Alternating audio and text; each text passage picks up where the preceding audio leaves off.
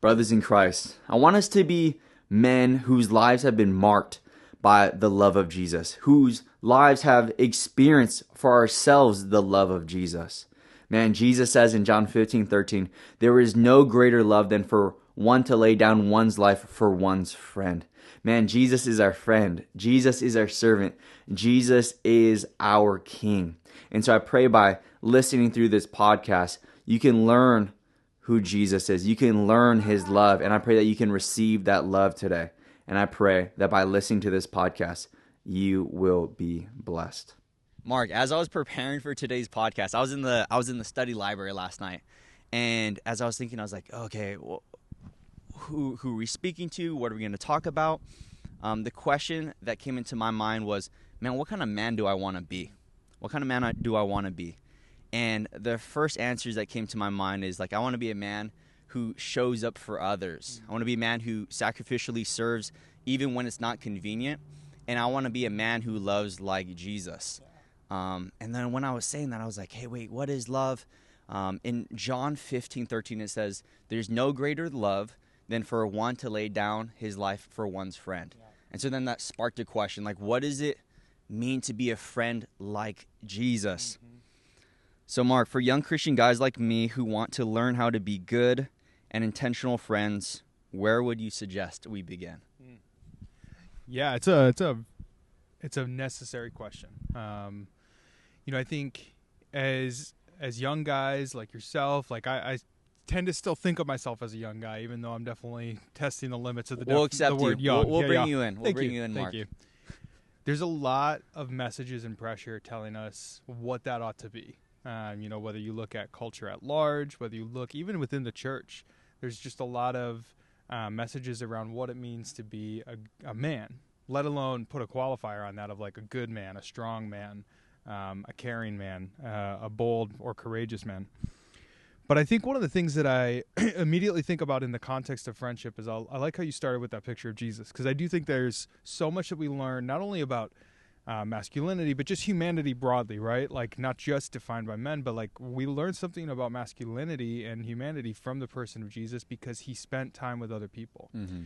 And so friendship, I think then, like if we think, okay, we have a God who came down in human form and spent years on this earth, like what he spent time doing is maybe stuff that's worth doing. And he spent time being around people. He found his 12, but then he found other communities. We read about Mary and Martha. We read about all of the tax collectors and the individuals that he spent time with. He spent time with people. And so just right off the bat, we can see that Jesus cared about having relationship. And so thinking about being a man, thinking about being in relationship with others is to see that there's something about relationship that is vital and essential just on its own. So I think just like starting with the idea that like you do not have to do it alone. As a young guy, there were a lot of messages that told me like pictures of masculinity, pictures of manhood were like the rugged solo individual type, the John Waynes, the person who's kind of out there doing their own thing, kicking butt, taking names, if I can say that on your podcast.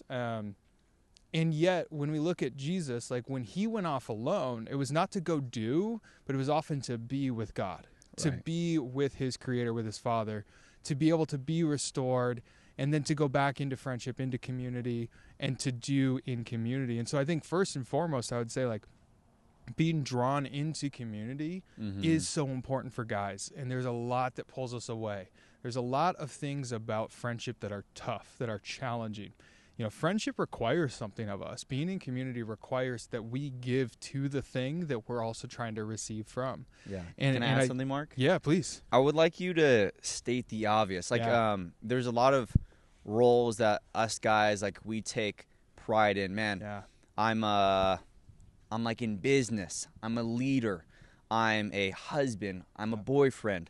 I'm all these different kind of things. But there's a sense of ownership that I want us to take in when it comes to, man, I'm a friend. Yeah. And so why is it so important that we enjoy and take ownership of, man, I'm a friend to others. Man, what kind of friend am I?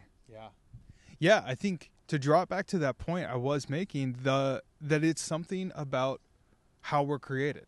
Like, it's honoring creational intent when we are in community with each other and when we are present for those that we care about. I think that's why, I would say the identity of being a friend is so core to being human. The research that's been done around, research ethics would require us not to try this as an experiment, but there's so many sad and unfortunate cases where people have been raised from infancy in like sheer isolation. Mm-hmm. You look at some of the really extreme cases of like people who grew up in like an orphanage where the number of kids alone meant that like at minimum or at maximum really their basic needs were attended to and nothing more. And how that manifests later in antisocial personality types, how that manifests in physical delayed development, in the way that people are unable to form social connections and therefore become a healthy whole person. That speaks to the intrinsic, inherent, God-ordained need for community that every single human has.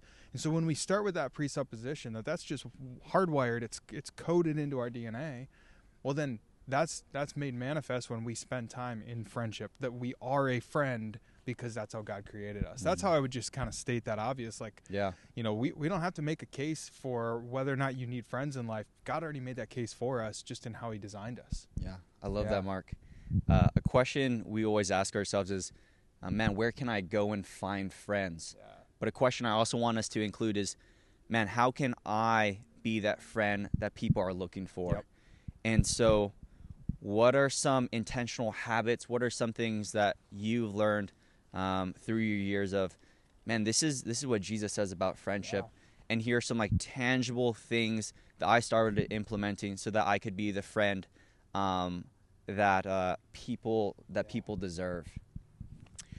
Yeah. When you asked me that question when we first started talking about this conversation today, it didn't take me long to come up with a quick list, and I think that speaks to the fact that this is not something that like I have come to recently as a discussion topic. Like, friendship has just been something that has been on my mind for years. I grew up in a large family, so there was always community built in. I was second oldest of 10 kids.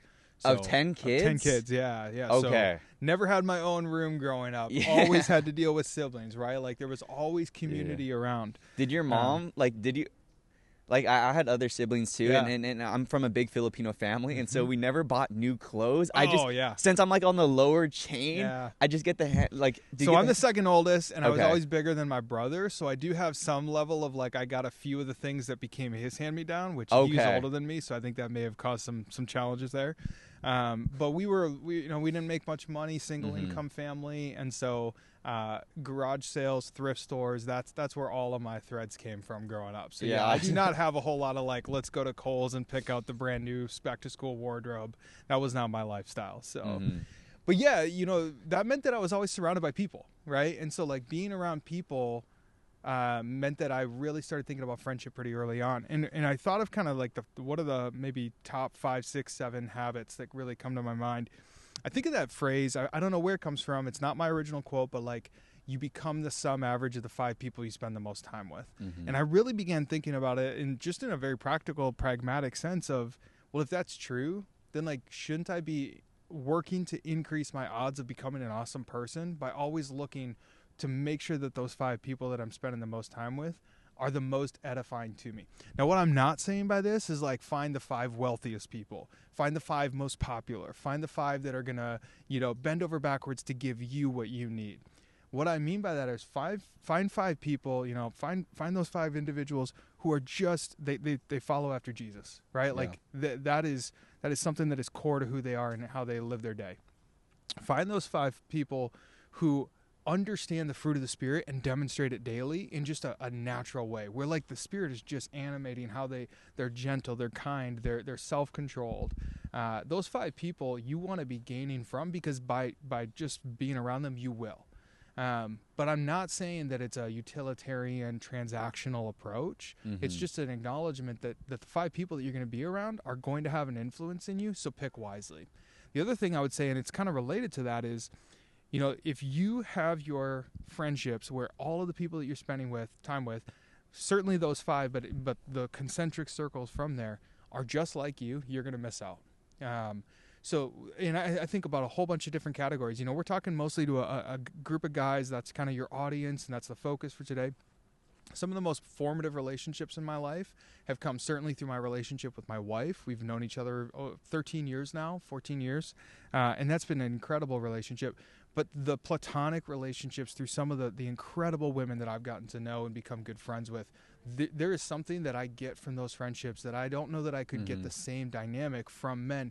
They're both essential. I think of older people who are further down the line than me, you know, some of the kind of mentor roles for sure, but also just those people who are like 5, 10, 15 years older than me that like we can do life together.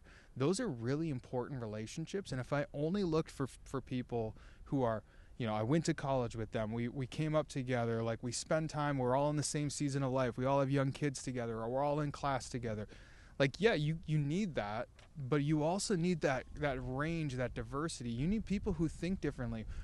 You need people whose backgrounds, whose cultural, ethnic backgrounds are very different than yours, because they see the world in just naturally different ways.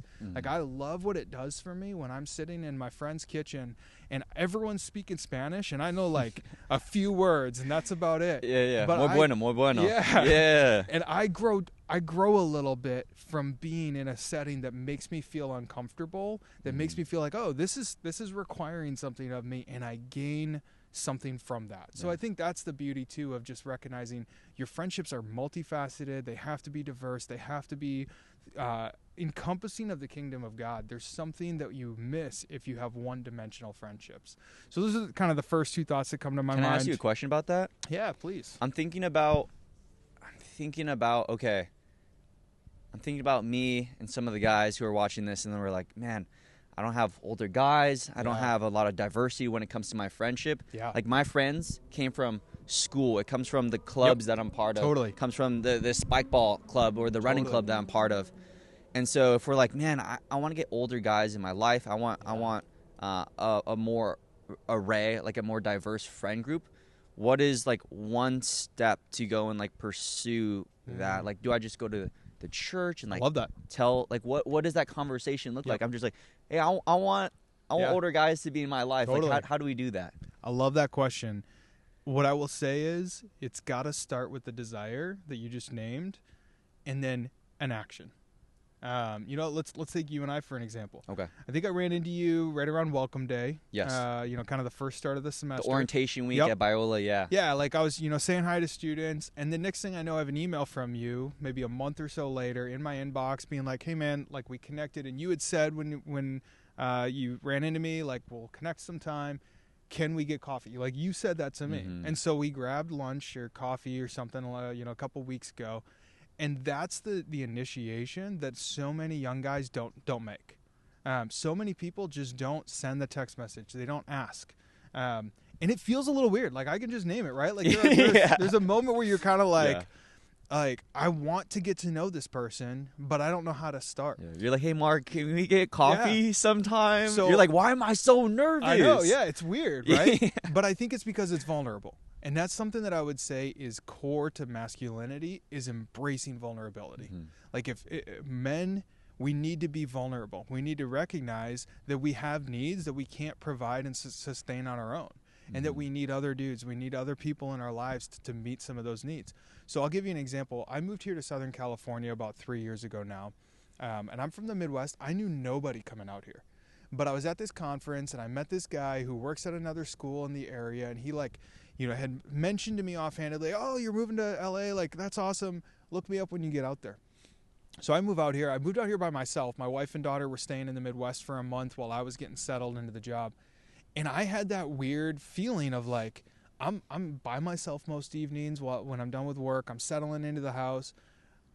Wonder what he's up to. I wonder if he meant it. Did he actually want to get together with me? I shot him a text and I said, "Hey man, I moved into the area. Would love to grab dinner. You know, I've got."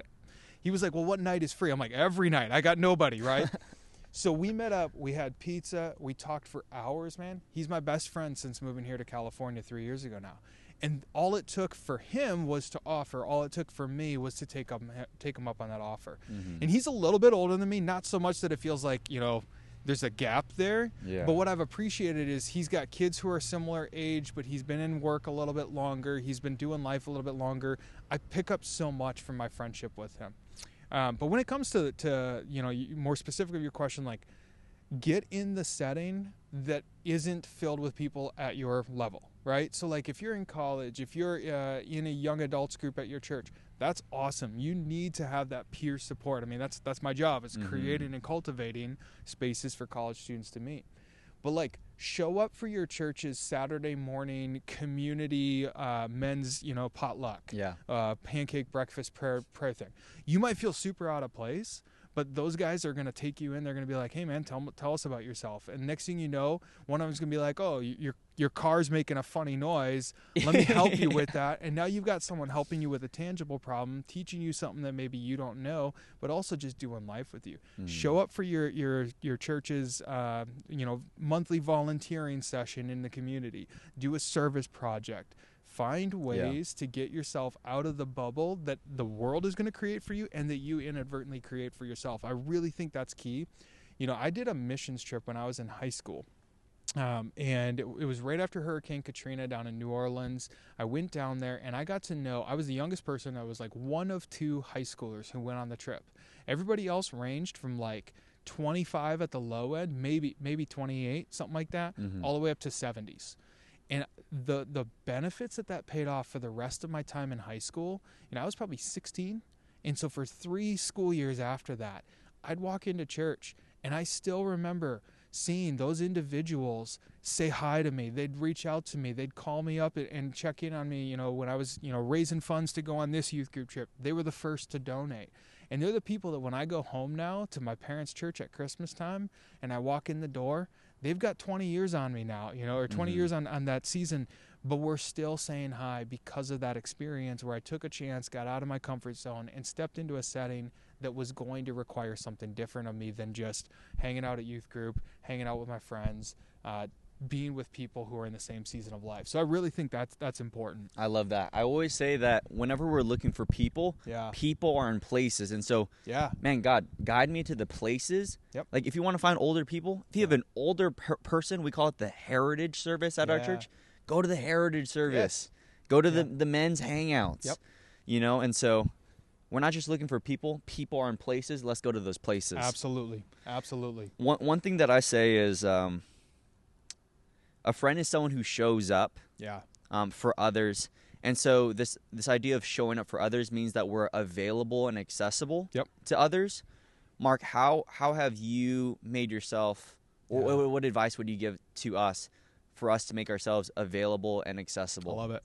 First thing I say is fill your own cup. You have got to be leading from a healthy place to be good, strong, anything for anyone else. And this is something that might feel a little flipped, and it might feel like a little selfish to start with, like, to be a good friend, take care of yourself first. But I do think that there's something valuable about saying, like, what does it mean to be a healthy individual? What does it mean to be fit, to be like, obviously there's physical fitness, but I think of like there's kind of 6 domains in my life that I need to tend to at any given time. And that's things like my social engagement, how I'm doing socially with the people that I matter most about. How am I doing spiritually? Like, are the Lord and I walking in step? Am I experiencing the fruit of the Spirit in my life? What about intellectually? Am I learning new things and am I growing intellectually? Is my job going well? Vocationally, am I thriving? What about emotionally? Have I paused and really wrestled through some of the things that I'm holding in my core? Like unresolved challenges or trauma that I've navigated through. Like all of those things combine for me to try to be a healthy person. And if I'm paying attention to those, I'm in a much better position to be able to show up for you in any of those spaces as a good friend to you. So I think showing up requires, first of all, that I fill my own cup. But then I do think the showing up part is important. I'm a millennial. You're Gen Z. So we're 2 different generations. But one thing that was starting to be true of my generation that has become really true of Gen Z, and it has a lot to do with cell phones, I think has kind of precipitated it, is the lack of follow-through or lack of commitment that our generations can tend towards. Meaning, when you ask me, hey man, you want to go out for dinner on Friday night, a bunch of us are going to hang out and go to a movie.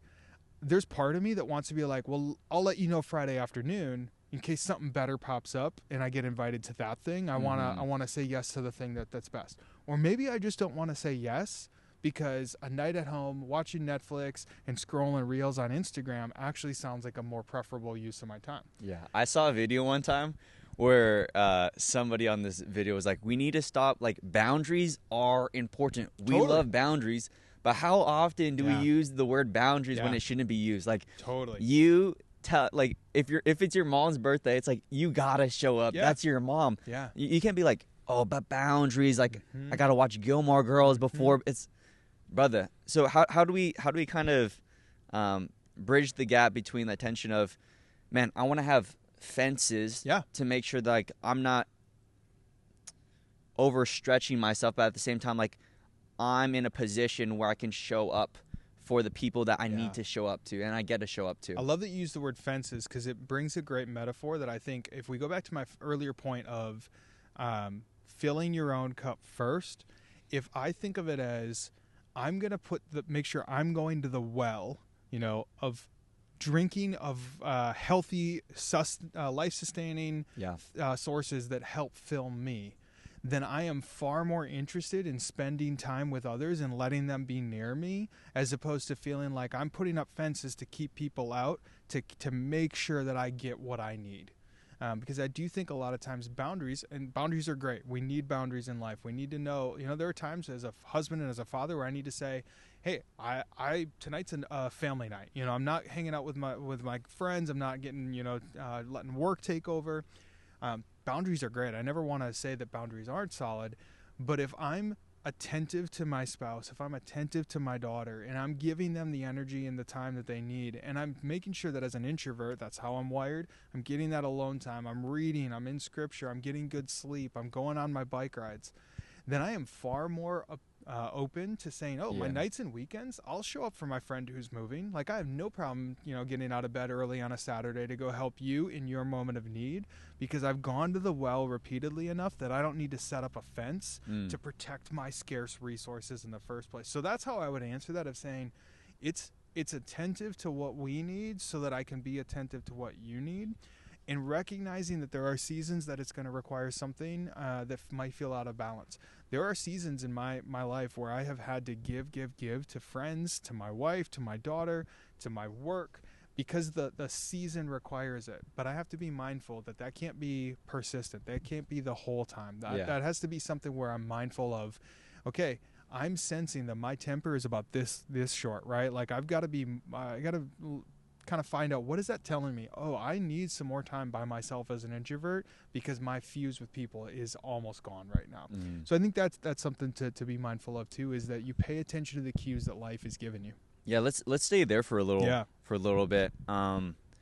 For, let's just say, like, me and the guys, we're in this season of time where, like, we're building and we're pursuing our education, we're trying to get employed, and time is just a scarce resource, and one thing I always tell myself is, I am the most free now, like, 100%. When I have kids, when I have a wife, like, there's not going to be like more time, so I'm so free now. And so what are some habits that we can adopt, or some things that you do with your friends to make time for them? Like last night, for example, my good friend Josiah Clark, it's been 2 weeks since we got together and got a meal. Usually we eat a meal like once a week, but it's been so long. And so last night, we were like, let's go running at 8:30 p.m. for 20 minutes. And we went for a run for 20 minutes. And so what are some creative things that you've done with your friends? How have you stewarded your time so that you can make those opportunities to spend time with one another happen?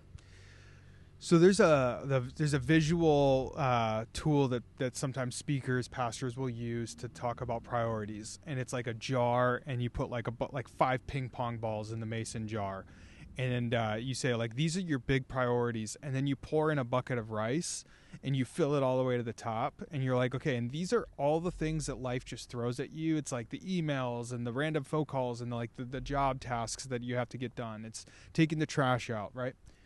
But if you flip that, if you put the rice in that jar first and then try to put 5 ping pong balls, the most important things in, you can't make it all fit.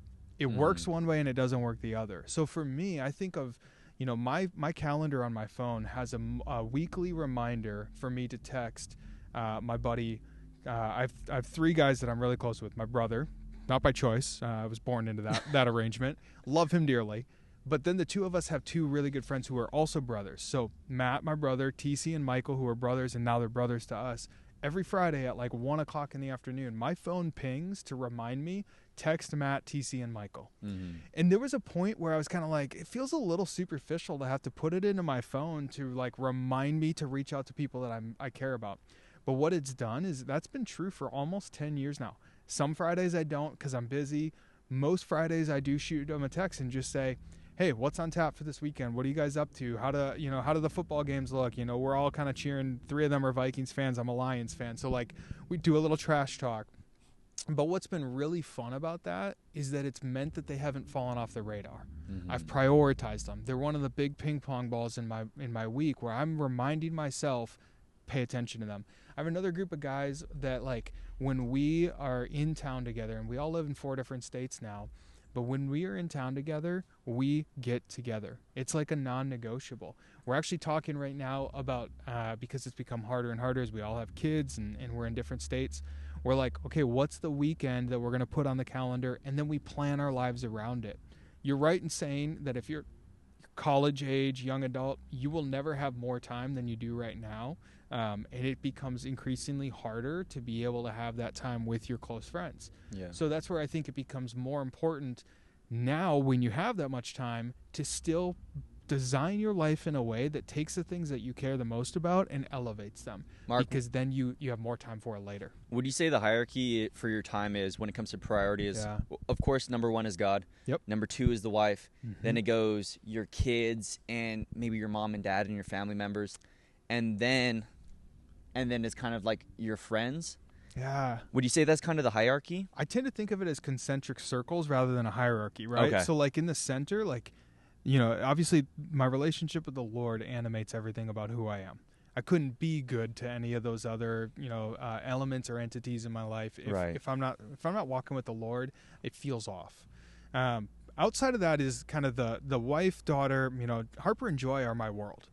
They are, when I'm done with work, that's who I want to spend time with. Like those are the people that, because I believe so deeply in family, like that's the next circle out. And from there, if that's healthy, then I would say from there it becomes, who are the people that I either, kind of that have that tug and push-pull relationship with of what do I need and what do they need? So some seasons it's my closest friends from college. Some seasons it's students who, we're going through something in a particular season at Biola. Mm-hmm. For some seasons it's coworkers who I know are like navigating something in their personal life and I'm like checking in with them. For some seasons it's actually me saying, hey, I'm going through something. And so I need to reach out. Just a couple nights ago, I texted a friend and said, I'm going through something. I need you to pray for me on this. And then we jumped on a Zoom call at his request just to check in and we talked through it. Those are beautiful moments, but it's something where it's hard to say like, oh, that only happens after my, hierarchy. No, it can happen at any time. But it goes best for them and for me if I've been faithful to those inner concentric circles, and that gives me the capacity to be out from there. So I think of like something like this today where we're connecting. It's coming on the end of a week, but I've been really faithful this week, if I can pat myself on the back, of like getting the tasks done.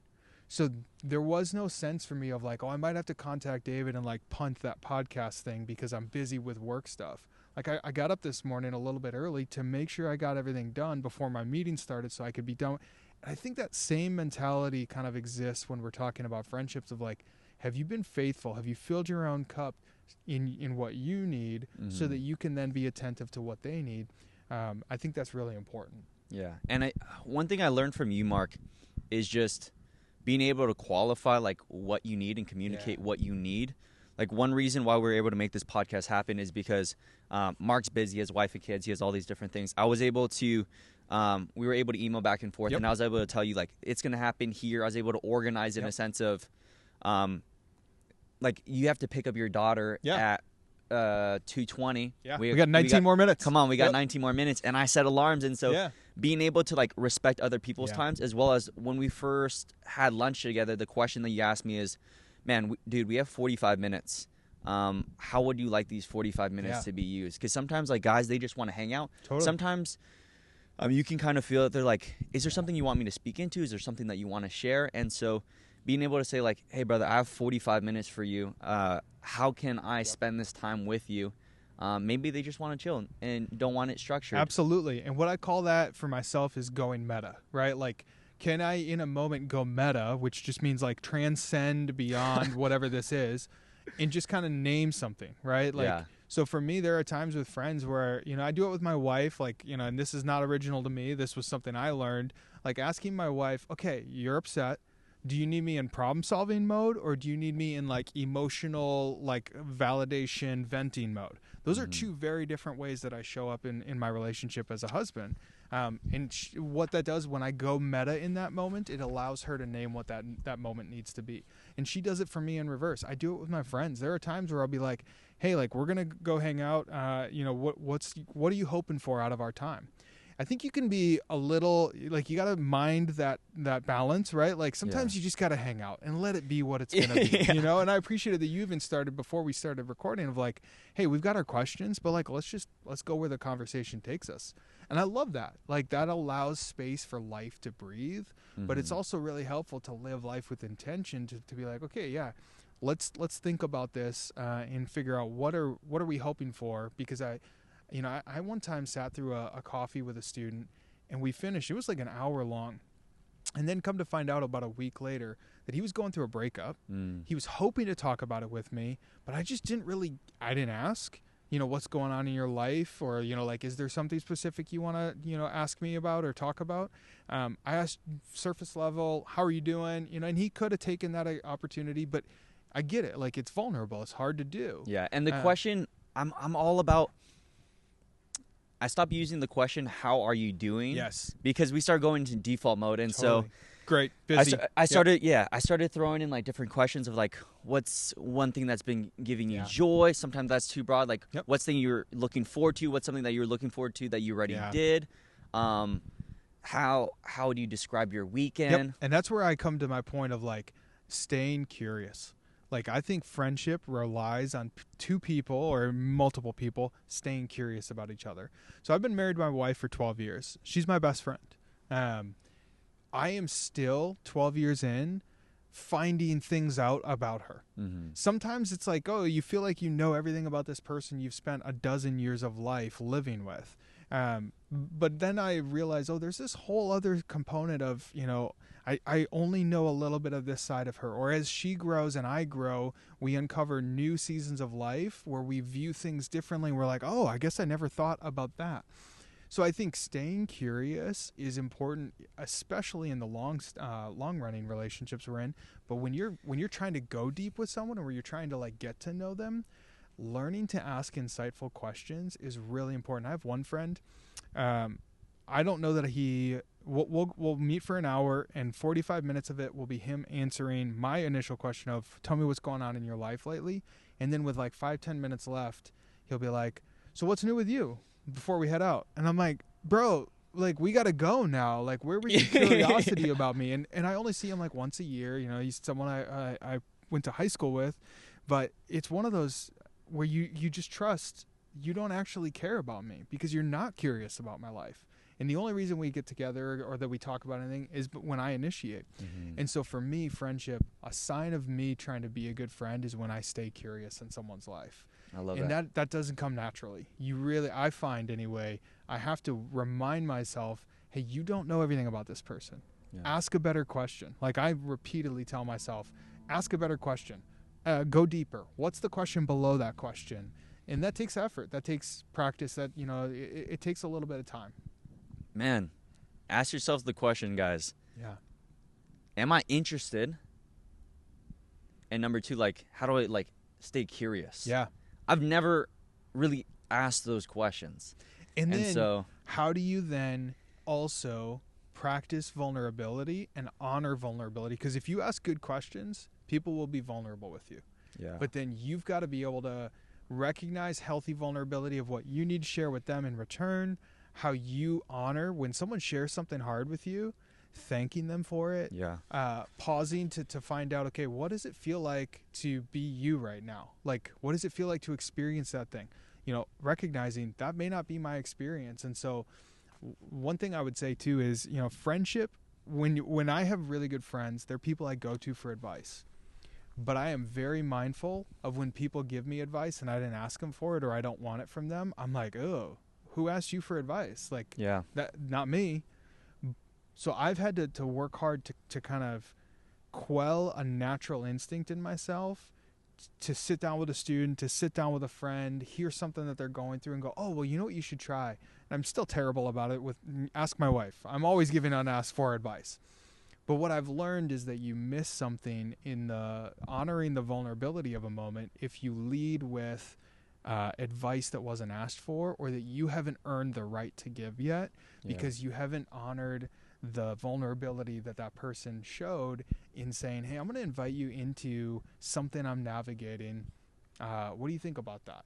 They're not asking what do you think I should do about it. They're asking some deeper level questions of like, how does that change how you view me? How does that cause you to see me as a brother in Christ, or as a child of God, like someone who's worthy of respect? So learning the healthy balance of advice. And that's where my kind of maybe my final point for what I've had to remind myself with friendship is grace upon grace upon grace with other people. And you're going to need it as a friend. When I need tons of it, man. Oh my gosh. Yeah. More than you even think, in areas that you think you're good, people are like, I'm giving you grace. You don't even know. We're not talking about cups. We're talking about like Home Depot, totally 3-gallon buckets. Yeah. At minimum, a kiddie pool.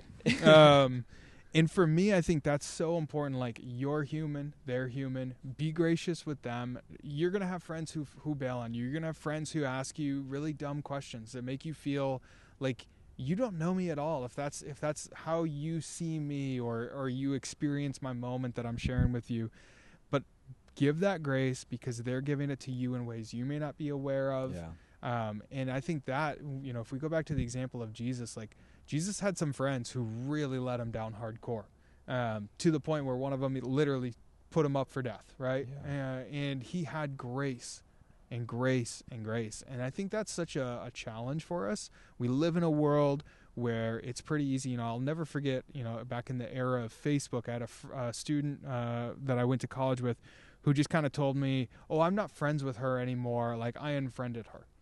And it was the first time I ever heard someone mean that in a real life context, not I unfriended that person on a social media website, but in their mind, I did the same thing in real life that you do on a website of I clicked unfollow for their life. And I think we're too quick to, again, going back to boundaries. Sometimes you need to put up healthy boundaries and say, I need a little bit of space from this person because the way that they're influencing me is not healthy, or their toxicity is causing something that I can't have present in my life or those I love. But I think there are friends that if I'd given up on them in a tougher season, it wouldn't go well. I think of freshman year, I have a friend, he's one of my best friends, and he would be totally comfortable with me sharing this story because we've shared it about each other before. We were really tight first year, fall semester, and then this is how dumb it is, I don't even know what, but something caused us to just kind of drift apart. And so it was like right around Thanksgiving, fall semester, and I could tell that we weren't tight, and I kind of was like, okay, maybe this is one of those friendships that could have been but just isn't gonna be. And I'm in my dorm room, and all of a sudden he comes like charging in, and he's like, dude, I gotta talk with you. And I'm like, okay, what's up? He's like, I was just meeting with our campus pastor, and he just told me, Matt, you and Mark are good friends. Why are you not leaning into what could be a great friendship? Like, why are you just not responding to Mark? I hadn't told Chuck about any of this. Matt hadn't, it's not like there was like this like public thing. Chuck just knew Matt enough that when he was hearing Matt talk and I wasn't included in some of these stories, he started probing a little bit more, asked really good questions, which I have learned about the art of asking good questions from Chuck Swanson more than anybody else. And he did that with Matt and caused Matt to realize, I haven't been a good friend. I haven't been curious about Mark. I need to like amend this. Matt took that step of going to my dorm room, being vulnerable and saying, dude, I don't know what's going on with us, but I don't like it and I want to fix it. Is it you? Is it me? What do I need to atone for? That was 18 years ago. And I was texting with Matt last night. You know, like he was in my wedding. I asked him to be my best man, and he had the audacity to have a first kid, so he could only show up and be a groomsman, not the best man. But that's the type of dude that he became in my life, and I easily see a path in which we could have diverged completely because we just started drifting apart, and he had someone who compelled him to say, hey man, like why don't you go check it out with Mark and see what's going on, ask the better question, like lean into that friendship, stay curious, and practice some vulnerability, and all of those things converged into a lifelong friendship at this point. Thank you so much for sharing, Mark. Yeah. To kind of close up the conversation, if we could travel back in time to 20-year-old Mark, Oh man. and give him one or two pieces of relationship advice, what would you tell him? Yeah. So in Proverbs 18, it talks about iron sharpening iron. And I've always loved that sentence. I've always loved that sentiment. The verse is, as iron sharpens iron, so one man sharpens another. And it's kind of a proverb speaking to the transformational power of community. But what I would tell 20-year-old Mark is that get familiar with what it actually takes to sharpen something, like a knife blade or an axe. It requires friction.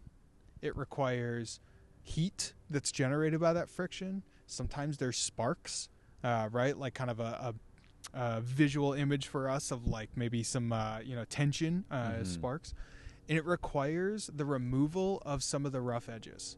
And so when I hear that Proverbs now, I think of it so differently than I did, that 20-year-old Mark did. When Mark heard in college, as iron sharpens iron, so one man sharpens another, I heard, oh, great, like we're going to build each other up and it'll be like super positive and fun. No, it's painful. Like the people who have shaped me the most in my life, in friendship and in community, have been some of the ones who have been most faithful. And I don't know where this proverb is from. I think it's in Proverbs, but it's faithful are the wounds of a friend. And it's hinting at the fact that sometimes the people that are your friends are the ones who cause what feels like a wound, but it's actually really done out of a sense of faithfulness. That it's something that you can trust. It hurts, but you can trust that it comes from a good place and that it's actually maybe necessary. So I would say that 20-year-old Mark needs to be reminded of like some of those hallmarky or, kind of like pithy statements, those proverbs, they're true, but there are layers to that truth that you're not even aware of yet. And that's okay. That comes with growth and maturity and age, is realizing, oh, I understand this, in full now in a way that I previously saw it through a glass darkly. So that's the first thing I would say. And then I would also tell 20-year-old Mark, it does get harder to stay in community, in friendship. You have to make it a priority. I've gone through seasons professionally, or, when my daughter was young, it was in the midst of a pandemic. I'm busy at work. I have a wife and I have now a daughter. Like there was not much time for friendship. There was not much time for the hobbies or the space I had previously filled in my life with other people. And I have some moments that I think back on now for those couple years where I really can go, oh, you know what? I was really lonely there. Or you know what? That actually, like the edges of depression there started for me because I wasn't in community. And I would say being mindful that sometimes it's going to take a lot more effort from you or a lot more initiative from you to actually have good friendships. That's still worth pursuing. You've got to make it a priority. So I would tell 20-year-old Mark that as well. And man, choose wisely, because some of the people that I have gotten to know have affected my life in ways that I have jobs, I've moved, it's caused me to, I got a doctorate because of Gerald Longjohn being a friend of mine and being like, you got to get a doctorate. And I'm like, okay, I'll do it. Like there was a lot more thought to it than that. But I think about, again, by letting certain people into your life, you have no idea which way that they're going to influence your life for positive reasons, sometimes negative reasons. And so just be mindful of the impact of that. Thanks, Mark. I needed to hear that. That was good. Thank you. Last question of the day is, if we bought a billboard, let's just say we bought a billboard, right? Love it. I don't know how to do that. Let's do it, and the billboard said, being a friend like Jesus, ... is, what would you put on the rest of that billboard? I think I would say say the first part again. Being a friend like Jesus is. Being a friend like Jesus is practicing the ministry of presence. Everything we've been talking about can be summed up as the ministry of presence is when you give your life in the service of others, when you spend time with others at their point of need. And I see repeatedly Jesus doing this in Scripture, whether it's with his disciples as they're bickering around who's going to sit on his right hand or his left hand. And he's like, look, there's a need here that you're feeling, and I'm going to meet it in ways you don't even understand, but he's present. When he's listening to the cries of the oppressed and the outcast, that society at that point are like, oh, that's a prostitute, that's a tax collector, we have no space for them. He's practicing the ministry of presence with them. When he's sitting with Lazarus and Lazarus's family, and Lazarus has died. John 11:35, Jesus wept, is to me one of the best verses about friendship in the Bible, because it shows us that friendship matters so deeply. This is Jesus' friend who has died, and he knows the story. He knows the truth, and yet he's grieving what is lost. And if he's grieving what is lost in that moment, knowing that it's going to come back, man, there's something really beautiful in that for me. So I think he's spending the ministry of presence grieving with those who loved Lazarus. That is such a beautiful picture. That's what I'd want on that billboard. Come on now. Yeah. Thank you, Mark. Just on that note, thank you for practicing the ministry of presence here on this podcast. Oh, man. Thanks for having for me. me and for all the guys, we really appreciate you taking the time to carve out this time to be able to like speak wisdom and life into our life. Well, I look forward to our next lunch together. So hit me up when you're ready once we get back from break. Cream barbecue. Oh, let's do it, man. Dude, I love cream barbecue. Hey, you're going to have to schedule like 3 hours. Yes, so. let's I've do it. I've never done Korean barbecue for like, it's like a 2-3 hour. I stay at Korean barbecue until they kick me out. Oh, that's the dude, rule all the time. I got a whole story sometime for you about a Mongolian barbecue place I went to where I got the chef to like raise his eyebrow. And to me, that was something I'm like, oh, I'm going to live on that high for a while of like, I impressed him with how much I filled that bowl. But to any of your guys who live in the LA area that are listening, like join us for Korean barbecue. Hit me up. I'm on the campus of Biola. Would love to get to know you and be a presence of some sort in your life if that's something that would be beneficial. Thank you, Mark. Can you close us out in prayer? I would love to. Father, thank you for the gift of friendship, for the gift of community. You could have made us without needing it. And yet, because you are community, because you are 3 in 1, you demonstrate that in how you've designed us to need it from and with each other. Lord, I just am so grateful for David and just the way that he is pursuing after you and calling other young men and anyone listening to this podcast into living with intentionality and living with an eye for what you are calling us to. And so as we enjoy this beautiful afternoon, I'm just grateful once again for the ways that you've given us a life that is so robust and full and complete in ways that we take for granted, but we certainly choose not to in this moment, and to pause and just acknowledge that you are a good and gracious God, and we are in awe of that and so grateful for that. Pray this in your name. Amen. Amen. Thank you, Mark. Yeah, man. Look at that. 2:19 and 56 seconds.